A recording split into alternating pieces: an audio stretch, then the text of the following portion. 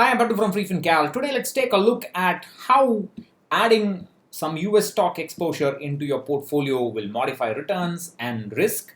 Today, we're going to substantiate or try to find some proof behind statements like I want to add some small international exposure into my portfolio. Maybe 5% or 10% I'm going to add for the purpose of diversification. I've seen people talk such nonsense, including advisors, as if it will provide you some great benefit. This is the actual data. You decide what benefit this has got and act on that.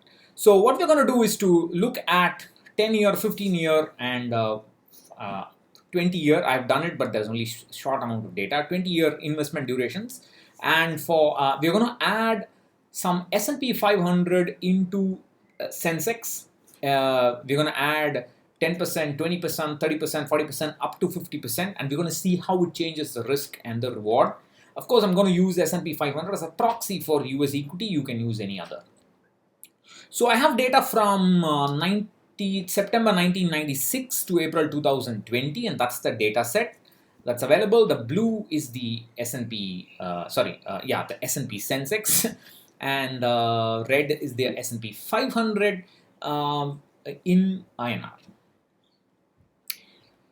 Alright, so what we're going to do is to run through an exercise where you do a 15-year investment 15-year investment starting from, let's say, September 1996 to September 2011. That's the first 15-year run we're going to consider. We're going to add 10% exposure to S&P 500. Rest of it is going to be Sensex. So we're going to compare 100% Sensex versus 90% Sensex plus 10% S&P 500. Those are the two portfolios we're going to compare. We're going to assume that it's rebalanced every year. And some people say it's only 5% or 10%. No, why do you want to rebalance all this? You can just leave it as such.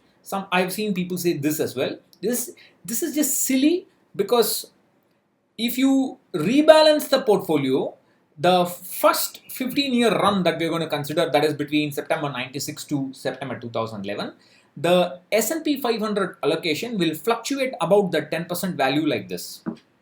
If you do not rebalance, this 10% allocation will drift away. It goes up to 16%, falls down, then it goes up to 14%, then it drifts away and finally becomes 2% or 3%. So if you do not rebalance, it will drift away from your intended asset allocation. You must rebalance. There is no option from it. If you have no intentions of rebalancing, please don't do portfolio management. You will screw it up. For the sake of your portfolio, stay away from it. If you don't want to rebalance, that's just nonsense. So even for 10%, that's the case. So if you're going to add 20%, 30%, it's going to become worse. So you have to rebalance. So for the first run, you can see the blue is the Sensex. I marked it as Nifty by mistake by force of habit. It's actually the Sensex. And the second is Sensex plus, red line is Sensex plus S&P 500. The XIRR for the Sensex only portfolio is 16%. And 90% Sensex plus 10% S&P 500 is 14.8%. This is the first run, and the return difference. So we're going to calculate the return difference between with S&P 500 minus without S&P 500. So the return difference is minus 1.2%. And the relative volatility is, that is the beta is 96%. That is when I include the S&P 500, the volatility has gone down by 4% for the first run. The second run is from October 1996 to October 2011. Third run is from November 1996 to November 2011, and so on and so on and so on. We have 105 such 15-year runs. So I have now plotted the excess return, the portfolio beta. The portfolio beta is shown in red. That's the relative volatility. The volatility has gone down by about 5-6%. That is the reduction in volatility by adding S&P 500. It's 5-6%. For different runs, sometimes you get more return, sometimes you get less return. So the minimum excess return is some minus 1.2%. That is, you lose minus 1.2% by adding S&P 500. Sometimes you gain up to about 0.8% by adding S&P 500.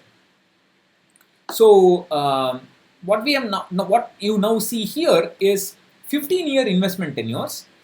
For 10% S&P 500 exposure, maximum benefit is 0.8% by adding S&P 500 for certain return sequences.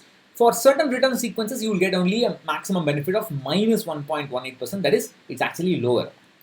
Average beta is 97%. You increase it to 20%, maximum benefit is 1.6%, minimum is minus 2.3%, and so on and so on and so on. The gap between maximum and minimum keeps increasing. For 50% S&P 500, maximum return benefit is 3.8%, minimum is minus 6%. That is, sometimes you have lost minus 6% by adding 50% of S&P 500, and the portfolio volatility keeps lowering down. Now the problem is, I have not taken into account expense ratio for the S&P 500. I have not taken into account tax when you do the rebalancing.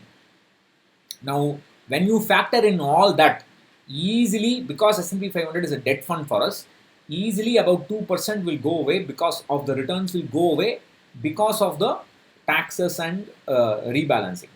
Now, if 2% goes away because of this, already even for 30% S&P exposure, the maximum benefit in the past, in the history data that we have is 2%. Maximum is 2.4%. Most of it will go away in tax.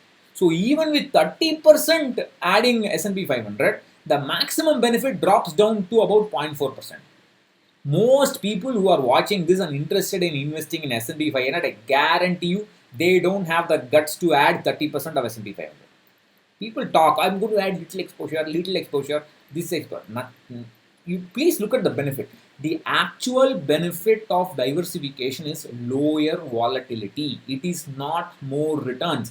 When you diversify, you are more likely to lower your returns than not. A good diversified portfolio will lower your returns and it will lower the risk. So please don't say I'm going to add little bit exposure. That it won't, unless you are capable of managing your portfolio properly. Even a significant exposure will not give you benefit. By following maybe something like moving averages, you can reduce this maximum difference between maximum benefit and minimum benefit to some extent, but it will still be there.